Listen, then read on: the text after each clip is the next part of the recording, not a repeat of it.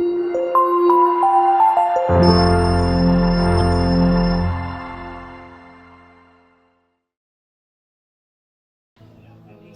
bonjour, bonsoir, bon après-midi. Tout dépend de l'endroit dans lequel vous nous suivez à ce moment. Je crois que l'autre fois, nous avons travaillé, nous avons présenté notre cours d'homilétique 2, on avait déjà commencé. Alors, on a présenté, nous sommes dans le chapitre 1er, nous avons parlé de type des serments. Il y a eu 4 que nous avons présentés. Il y a le serment thématiques, les sermons textuels, les sermons historiques et les sermons biographiques. Nous avons développé chaque type de sermon et nous avons dit que c'est très important pour un prédicateur de comprendre ou de savoir déjà quand il prépare sa prédication, qu'il sache déjà il est dans quel type de sermon. C'est très important. En tant que technicien, en tant qu'artiste, en tant que prédicateur que nous sommes, il est important de comprendre nous sommes dans quel type de sermon lorsque nous sommes en train de présenter notre sermon, parce qu'il y a des principes dans chaque type de sermon. Voilà, c'était important. Aujourd'hui, nous allons parler ensemble sur le parti principal d'un sermon. Le parti principal d'un sermon. Il existe généralement 3 parties dans un sermon. Il y a ce qu'on appelle l'introduction, ou appelé la tête du sermon. Il y a aussi ce qu'on appelle le corps du sermon, autrement c'est appelé le développement. Et puis, 3e partie, il y a la conclusion. Et déjà dans l'introduction, lorsque nous parlons de l'introduction du sermon, dans l'introduction, nous sommes en train de parler éveiller l'intérêt de votre sujet sur l'auditoire. Et dans le développement, il s'agit de présenter les différents points que vous allez développer pour soutenir votre terme que vous avez donné dans l'introduction. Et puis, il y a la conclusion. Alors, aujourd'hui, nous allons présenter chaque partie et développer chaque partie du sermon. Nous prenons le point A que nous l'avons donné, nous l'avons intitulé l'introduction. Dans l'introduction, qu'est-ce qu'il faut et qu'est-ce qu'il faut savoir et qu'est-ce qu'il nous faut lorsque nous sommes en train de présenter notre introduction. On dit d'abord, l'introduction prend l'auditeur là où il est avec ses intérêts très divers et essaye de concentrer progressivement son attention sur le thème qui sera développé au cours du message. Donc l'introduction doit jouer le rôle de pont pour mener les auditeurs vers le message, établir un lien entre les expériences des auditeurs et les thèmes du message. Donc dans l'introduction, nous sommes en train de vouloir relier notre auditoire avec notre thème. Déjà dans l'introduction, nous sommes censés captiver l'attention de notre auditoire afin de leur montrer quel sera l'intérêt du sujet que nous sommes là pour leur présenter. Donc, une bonne introduction capte l'attention des auditeurs. Donc, en tant que prédicateur, lorsque vous êtes là pour présenter votre introduction, je dirais votre prédication, et vous êtes dans l'introduction. Donc, la première des choses, je dirais, donc, cette bonne introduction est caractérisée. Nous allons le voir. Cette introduction doit capter l'attention des auditeurs et aussi cette introduction va faire le lien entre, je dirais, la vie ou l'expérience de votre auditoire avec les sujets que vous êtes censé à leur présenter. Donc c'est très important, ce sont des choses que nous trouvons et nous voyons dans une introduction. Alors prenons les fonctions de l'introduction. À quoi sert l'introduction? Nous allons parler de quelques fonctions. Mais avant d'aller plus loin, j'aimerais dire une phrase que j'aime beaucoup le citer, c'est que un travail bien commencé est à moitié terminé. Si vous avez bien commencé votre introduction, si vous avez commencé bien votre travail, c'est ce que vous l'avez déjà à moitié terminé. De même qu'une prédication qui commence bien s'annonce déjà à finir très bien. Donc commencez bien votre introduction, vous donne déjà l'élan de bien finir votre prédication. Alors, premier point, ou je dirais première fonction dans les fonctions de l'introduction. La première fonction de l'introduction est là pour captiver l'attention de l'auditoire. Donc, vous devez faire un effort. Lorsque vous êtes dans l'introduction de votre message, je l'ai dit et je le répète à tout le temps, vous devez captiver l'attention de votre auditoire. Dans votre introduction, vous devez entrer dans le monde de vos auditeurs et les convaincre à vous suivre dans le monde de la vérité biblique et dans la réalité de votre message. Ça, c'est très important. Donc, lorsque nous sommes en introduction, nous devons entrer dans le monde de nos auditeurs afin de les amener dans la vérité que nous sommes censés à leur présenter, afin qu'eux aussi le pratiquent dans leur vie réelle. Ça, c'est très important. Déjà, dans l'introduction, nous sommes en train de le voir ça. Donc, pour susciter l'intérêt des auditeurs, il faut les impliquer d'entrer par une pensée frappante.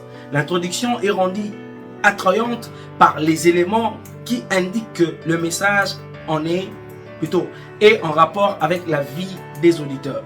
Rien ne compte plus pour la crédibilité de l'orateur que les sentiments qu'auront les auditeurs, qu'ils intéressent à eux et pas seulement à son texte ou à son sujet. Il y a un auteur que je connais, Jay Adams, qui a écrit, il a dit « Le but de l'introduction est d'amener la communauté à entrer dans le sujet qui va être abordé. Si elle n'y parvient pas, c'est une mauvaise introduction. » Il y a une phrase d'ailleurs qu'il a ajoutée, il dit « Tout ce qui ne sert pas le but nuit au but. » Donc votre introduction doit normalement amener les gens à entrer déjà dans le vif de votre sujet. Déjà, qui est l'intérêt, ça suscite à votre auditoire l'intérêt, le désir de vous suivre dans votre développement. Si déjà dans l'introduction, vous avez échoué à captiver l'attention de votre auditoire, sache que le développement sera un fiasco. Donc, réussissez déjà dans l'introduction à captiver l'attention de votre auditoire, c'est une très très bonne chose. Et deuxième des choses qu'on fait dans l'introduction, après avoir captivé l'attention de l'auditoire, deuxième des choses qu'on fait, on dit présenter le sujet de la prédication. Il est très important. Nous savons que dans le médiatique traditionnel, souvent on dit que le sujet ou le thème peut être présenté dans le début du message ou au milieu, même à la fin du message. Mais ici, j'aimerais nous encourager, nous montrer qu'il est important d'annoncer notre sujet dans le début de notre message. Surtout, je le dirais, dans l'introduction. C'est très important parce que lorsque nous avons introduit notre message, nous avons des questions que nous allons nous poser et poser aussi à l'Assemblée qui va susciter l'intérêt à ceux-là qui nous suivent. Et cet intérêt qui l'auditoire auront déjà, ça nous servira, je dirais, cet intérêt, ça nous servira à présenter directement le thème ou le sujet que nous allons développer ensemble avec nos auditeurs. Donc, tout serment s'étend comme la corde d'un arc entre le texte de la Bible d'un côté et les problèmes de la vie humaine d'aujourd'hui de l'autre côté. Alors, si la corde n'est pas bien attachée à l'une des extrémités, alors l'arc ne sert à rien. Donc, il faut normalement que notre introduction de le départ soit comme nous parlons de l'arc. Donc une corde est attachée du prédicateur et l'autre corde doit être attachée dans les vies des auditeurs. Alors ça nous servira à tirer notre arc dans le développement. Autant de tirs que nous voulons, on peut le faire dans le développement. C'est ce qui représente des points que nous allons présenter dans le développement. Donc c'est très important. Dans une introduction, je dis, il faut captiver l'attention de vos fidèles. Je vais être plus pragmatique, je vais donner un exemple. Prenons exemple, vivre l'église. Voilà, c'est un thème que j'ai déjà eu à l'exploiter, à prêcher quelque part. Vivre l'église. Déjà, quand vous donnez les thèmes comme ça, vivre l'église, les gens cherchent à savoir, vivre l'église, qu'est-ce qu'il veut dire? Qu'est-ce que le prédicateur a besoin d'apporter encore aujourd'hui en parlant de vivre l'église? Et dans votre introduction, vous devez susciter l'intérêt. Amener l'auditoire à entrer déjà dans le monde de vérité que vous avez. Alors, dans mon introduction, calmement, je vais me poser des questions dans lesquelles tout le monde aura une réponse dans sa tête. Je pose des questions, par exemple, comme celle-ci. Pourquoi nous venons à l'église? Alors, tout le monde dans sa tête aura une réponse. Chacun dira nous venons à l'église pour prier, l'autre dira nous venons à l'église pour écouter la parole de Dieu. Certains diront nous venons à l'église pour chanter, nous venons à l'église pour ceci, pour cela, pour des raisons diverses. Déjà, dans l'esprit de chaque auditeur qui est dans la salle, chacun a une réponse. Et là, j'ai lancé une question qui va susciter des réponses dans le cœur des auditeurs. Mais après avoir lancé la question qui a captivé au moins leur attention, alors je donne une réponse. Une réponse cachant ma réponse, mais je donne leur réponse. Je sais qu'il y a des réponses qui peuvent passer dans les têtes de différents fidèles, mais je garde ma réponse que je vais donner après et qui va faire même d'ailleurs l'objet de notre prédication. Alors je réponds comme celle-ci. Pourquoi nous venons à l'église? Et je dis, plusieurs personnes disent nous venons à l'église pour prier. Mais bien aimé, on peut prier à la maison. D'ailleurs, la Bible nous recommande d'entrer dans notre chambre et de fermer et de prier. Il y a aussi certaines personnes qui disent nous venons à l'église pour écouter la prédication, mais on peut le faire aujourd'hui dans nos téléphones, même à la télé. On ne peut pas venir à l'église pour écouter seulement la parole de Dieu. Aujourd'hui, nous avons des sites où il y a beaucoup de serviteurs de Dieu. Même vos pasteurs qui sont à l'église prêchent. Il y a des cultes qui se passent en ligne. Donc, tu peux rester dans ta maison et suivre une prédication. On dit nous venons à l'église pour louer les seigneurs. Louer les seigneurs, mais on peut le faire quand on est seul. On peut mettre dans les radios, dans la télé. Vous voyez? Donc, déjà des réponses ici, je réponds. Et tout le monde a maintenant dit, ah waouh, il a dit répondre. Moi aussi, je pensais qu'on vient pour... Mais en fait, on vient à l'église. Pourquoi? Et là, directement, ça me donne même l'envie et l'idée d'annoncer encore, une fois de plus, mon sujet. Et c'est là que je dirais, tout ça, les gens peuvent le faire dans leur maison. Mais qu'est-ce que nous ne pouvons pas faire chez nous à la maison, que nous pouvons le faire ici, en venant ici à l'église? Alors, c'est ça la raison de notre sujet de ce soir. Donc, nous comprenons que au-delà de venir à l'église, nous devons vivre cette église. Donc, la vie que nous devons vivre, c'est la vie communautaire. Et cette vie communautaire, cette vie de l'amour fraternel, nous ne pouvons pas le faire quand on est seul, ou dans notre maison, ou dans notre chambre. On peut le faire que lorsque nous venons à l'église. Donc, le but dans lequel nous venons à l'église, c'est pour, en retour, nous puissions vivre cette église. Voilà l'importance. Donc, ça va encore susciter l'intérêt de gens de vous suivre. Et là, vous allez maintenant développer, je dirais, de différents points dans votre développement sur des réponses que vous venez de les dire sur vivre l'église. Voilà, je ne prêche pas sur ce terme, c'était juste un exemple. Donc, captivez l'attention de vos fidèles dès le départ, c'est une très bonne chose. Alors, nous prenons la deuxième partie. Le deuxième partie d'un sermon, nous parlons du corps du message. C'est d'ailleurs le développement que nous sommes censés à développer notre sujet. Après avoir captivé l'attention des gens dans une introduction bien présentée, et nous avons lancé notre sujet, notre thème, alors nous devons développer ce thème, nous devons développer ce sujet.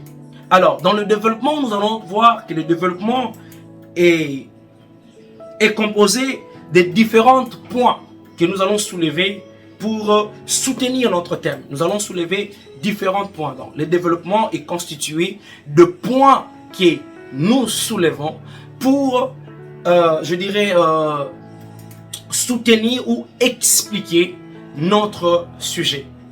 Dans le développement, nous expliquons le sujet en donnant différents points que nous allons développer. Donc, c'est très, très important. On appelle ça de propositions. Donc, le développement est composé de propositions. Les propositions sont des points que nous soulevons dans le développement pour expliquer, expliciter notre thème.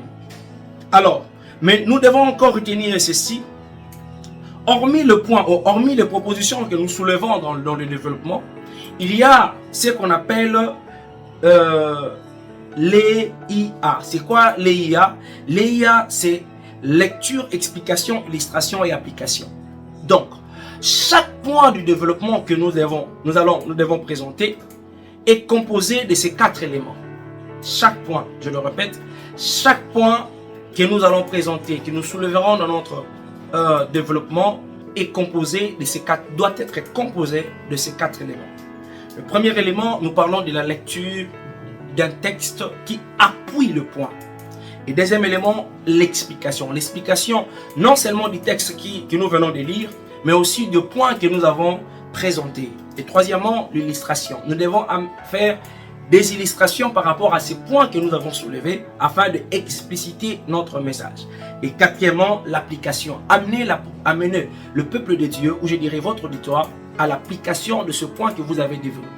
Je vais l'expliquer encore très large.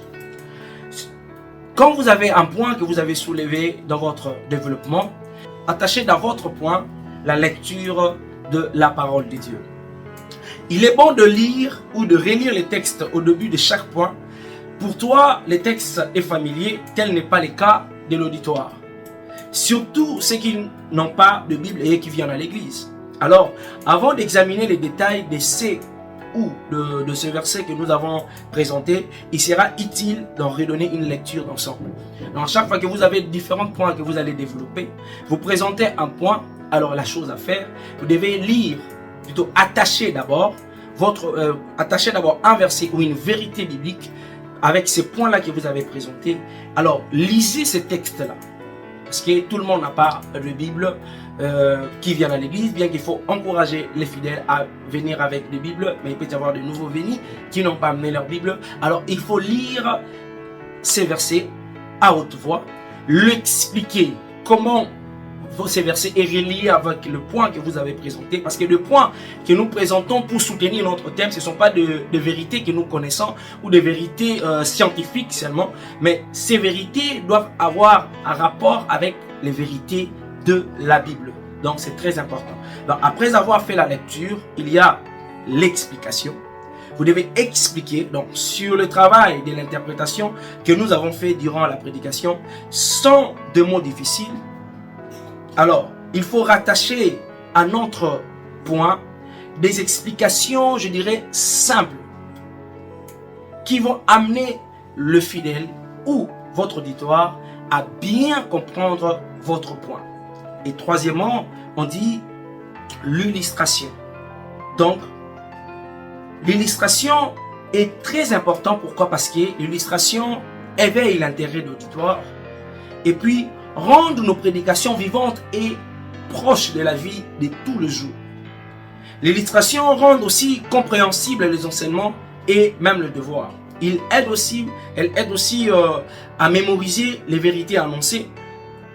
L'illustration aussi agissent aussi sur le sentiment et capte aussi l'attention même de différents. Donc c'est très important d'illustrer vos messages. Même nous allons voir, c'était même la méthode que Jésus avait l'habitude de le faire quand il était en train d'enseigner ou de prêcher la parole de Dieu. Alors il illustrait, il utilisait des mots, il prenait la vie courante des choses que nous connaissons et il illustrer cela avec le message qu'il avait besoin de transmettre. Donc c'est très important d'illustrer votre message avec des images, avec des histoires, avec des histoires connues, de pratiques que nous rencontrons dans la société. Donc c'est très important. Et quatrièmement, il y a l'application. Alors, nous n'avons pas besoin d'attendre la conclusion pour amener l'auditoire plutôt, à l'application du message que vous êtes en train d'annoncer.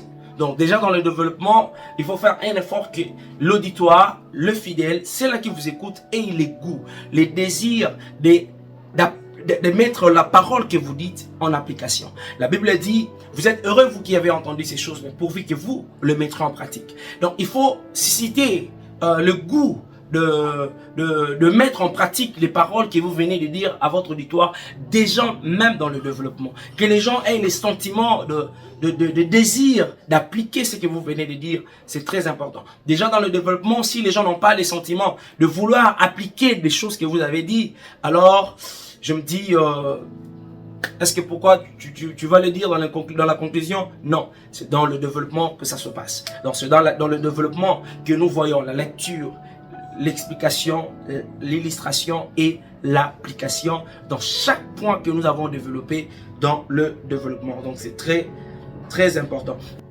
Et nous prenons directement la conclusion. Donc nous avons parlé de l'introduction, du développement et de la conclusion. Comprenez qu'ici nous ne sommes pas en train de montrer comment préparer. Nous allons le faire dans les vidéos qui viendront.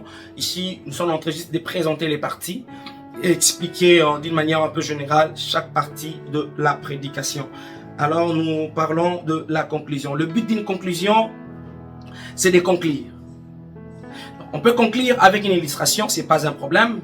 Un résumé, un appel à la foi, une citation, une question finale, une invitation à une prière, Dans la conclusion, la vérité qui doit être transmise est encore une fois soulignée et mise devant la porte de cœur de l'auditeur. Donc c'est maintenant à lui, donc lui l'auditeur, à décider ce qu'il fera plutôt avec ce qu'il a entendu. Donc comme j'ai toujours l'habitude de dire, nous sommes prédicateurs, mais nous ne sommes pas le Saint-Esprit. On ne fait pas le travail du Saint-Esprit. Nous sommes le prédicateur. Nous prêchons la parole de Dieu. Et l'Esprit de l'Éternel, c'est lui qui convainc le cœur. Nous allons en parler plus tard où on parlera de la prédication comme l'art, technique et l'œuvre du Saint-Esprit. Donc, un prédicateur, tu es là pour faire ton travail. Fais ton travail. Alors, et laissez la suite. Le Saint-Esprit, c'est lui qui convainc le cœur de ceux-là qui sont venus écouter notre message. Seulement, nous préparons-nous dans la prière. Et on sait que la suite, l'Esprit de l'Éternel nous conduira. Alors, parlons aussi tout petit peu les fonctions de la conclusion. Alors, si l'introduction doit être frappante, alors la conclusion doit l'être plus encore. Car elle constitue l'apogée de la prédication. Cela n'implique pas de parler plus fort ou plus vite. Au contraire, c'est la clarté des mots qui seront dits qui doit s'imprimer dans les consciences. Alors, si l'introduction, on l'avait dit, on doit captiver l'attention, alors dans la conclusion, on doit encore faire encore plus mieux que cela. Donc, parce que les vérités que nous allons dire à la fin, beaucoup de gens viennent à l'église, ils écoutent de débit, mais ils sortent souvent avec des mots que nous disons à la fin. Vous allez demander à quelqu'un qu'est-ce que le pasteur a prêché aujourd'hui, il va juste te dire souvent le mot qui vient d'écouter au final. Raison pour laquelle, à la fin, nous devons vraiment faire un effort à être plus explicite et puis très clair par moment. La conclusion doit contenir les éléments suivants. 1. Une récapitulation. C'est très important. C'est-à-dire un bref résumé en une ou deux phrases. Récapituler un peu ce que tu viens de dire afin que les gens puissent avoir le résumé de votre message. Ça, c'est très important, surtout pour ceux-là qui écrivent. C'est très important dans la prédication. Deuxième, une exhortation, c'est-à-dire une application finale. Amener les gens non seulement à comprendre des informations que vous avez données, mais montrez-leur aussi comment ils doivent appliquer cela. C'est très important. La prédication ne sert pas seulement à informer, mais la prédication sert aussi à former.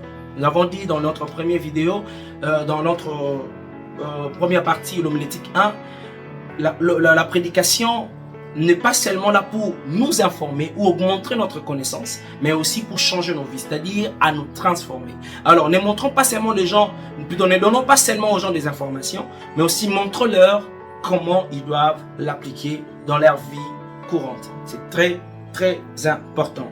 Alors, toujours dans l'introduction, j'aimerais prendre un point où nous parlons de la théorie de la patience et de l'immédiat. La théorie de la patience et de l'immédiat, qu'est-ce que ça veut dire? On parle de l'impact que recherche un prédicateur. En un sens, il est immédiat. C'est maintenant, pendant la prédication, que la vérité doit être opérée dans le cœur, son œuvre de révélation et d'appel. Dans cette perspective, tout message doit être porteur d'un appel au changement. Ça, c'est l'immédiat. Lorsque nous prêchons la parole de Dieu, il y a ce qu'on appelle la théorie de la patience et de l'immédiat. Dans l'immédiat, c'est-à-dire en même temps que dans le présent, en même temps que nous prêchons notre prédication, nous attendons et nous voulons que cette vérité que nous disons à ce moment même puisse pénétrer les cœurs de ceux qui nous écoutent et commence déjà le travail. Ça, c'est le travail de l'immédiat. Mais d'un côté, nous ne pouvons pas oublier que la parole de Dieu agit également dans le temps et dans les circonstances. Donc cela peut être le soir même, les jours précédents, le mois ou les années. Donc, à partir de pensées inscrites dans la mémoire, Dieu est patient, alors le prédicateur doit l'être aussi. Lorsque nous présentons notre prédication, des fois, nous n'attendons pas que les gens puissent changer maintenant ou demain, mais nous voulons que cette vérité entre maintenant et commence à agir maintenant.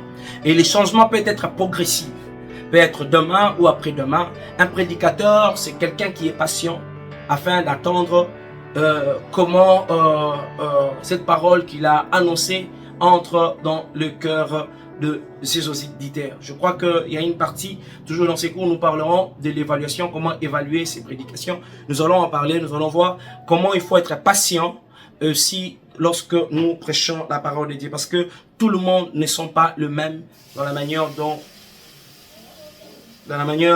laquelle ils nous suivent. Voilà.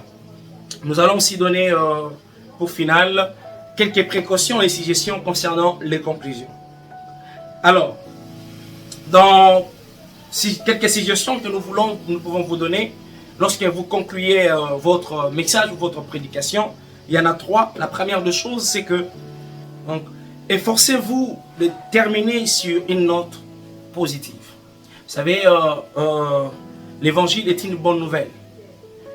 La parole de Dieu n'est pas une arme que nous pointons sur les fidèles pour leur dire aux humains, comme s'ils étaient des pécheurs, comme s'ils étaient des hommes auxquels les cieux ne leur appartiennent pas. Ne finissons pas notre message en ne pas donner l'espoir à ceux-là qui vous écoutent. Donc le prédicateur qui laisse la communauté désespérée n'a pas vraiment prêché. Alors les conclusions devraient à la fois interpeller mais aussi relever. Dans l'assemblée, il y a quelques esprits rebelles, mais aussi beaucoup d'âmes en souffrance. Alors tout sermon décourageant est un mauvais sermon. Alors ne faites pas des prédications qui découragent, ne faites pas des prédications qui font peur aux auditoires. Vous savez, dernièrement, j'étais en train de réfléchir pourquoi actuellement les gens ne prêchent pas beaucoup sur l'eschatologie. Nous allons en parler, c'est tout un cours ici dans l'école.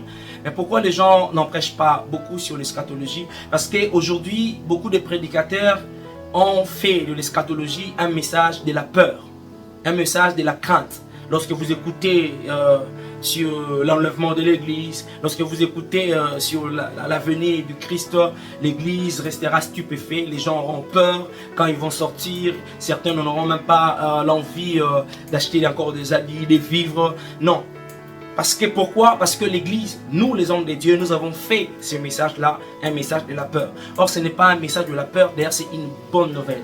C'est une doctrine, c'est notre doctrine. Donc nous devons d'ailleurs prêcher les gens avec ces sentiments-là de comprendre que la mort, pour nous la mort ce n'est pas comme chez les païens. Pour nous la mort c'est le début d'une nouvelle vie. Amener les gens à croire, pas seulement à croire mais c'est la vérité, à savoir qu'après la mort il y a une vie qui continue. Et cette vie-là, nous les chrétiens, nous les enfants de Dieu, nous allons le vivre auprès de notre Père. Ayons les goûts, les désirs même, amenez vos fidèles, amenez l'auditoire, avoir ces désirs-là, de dire waouh, un jour j'irai chez mon Père, un jour j'irai chez le Seigneur. Mais cela n'exclut pas de mener notre vie ici sur la terre. Alors ne faites pas certains messages, un message de la peur, notre message comme si c'est haut le main pour taxer des gens qui sont de pécheurs, je ne sais pas moi quoi. Donc comprenez que toute la Bible, tout l'évangile est une bonne nouvelle. Alors deuxième chose, comme conseil dans la conclusion, c'est qu'évitez les conclusions à rallonge. C'est-à-dire quoi? Évitez que la porte de sortie ne débouche sur une autre porte de sortie. Donc il ne faut pas non plus conclure de manière trop brutale, alors faute de préparation suffisante, mais avant même d'avoir atteint le point culminant. Ce que je voudrais dire ici, c'est que préparez votre prédication et lorsque vous devez conclure, ne concluez pas d'une manière aussi rallongée, de peur qu'une porte de sortie débouche sur une autre porte encore, je dirais, de sortie. Ce n'est pas bien. Alors, quand vous préparez votre prédication, quand vous êtes dans votre conclusion, ne soyez pas trop long, mais soyez plutôt vraiment bref. Et troisième point, je dirais dans les suggestions de votre conclusion, on dit boucler la boucle. Donc pour conclure une prédication, on peut renvoyer à des éléments mentionnés en introduction ou dans d'autres parties du sermon. Cette manière de boucler les sermons donne même l'impression de sermons bien préparés. Mais soyons brefs. J'insisterai encore beaucoup sur ça. Soyons brefs. Alors, d'ailleurs, il vaut mieux ne pas annoncer la conclusion, mais si vous dites en conclusion, alors concluez. Alors, ne soyez pas des personnes ou des prédicateurs qui ont dit en conclusion, mais depuis qu'il a commencé, depuis qu'il continue à prêcher. C'est pourquoi nous voyons dans d'autres églises, un prédicateur, vous avez dit en conclusion, les gens savent déjà que vous allez conclure, le temps passe déjà, et vous voyez quand vous dites un mot, les gens acclament. Vous pensez qu'ils acclament parce que vous dites bien, non, ils acclament pour vous dire c'est fini, c'est maintenant le temps.